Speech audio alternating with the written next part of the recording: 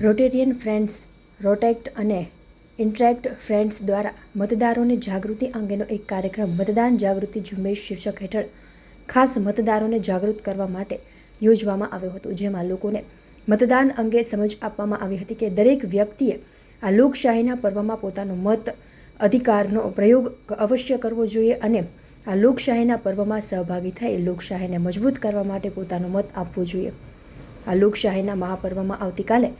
15 ભાવનગર અને બોટાદ લોકસભાની ચૂંટણીમાં મતદાન યોજાનાર છે.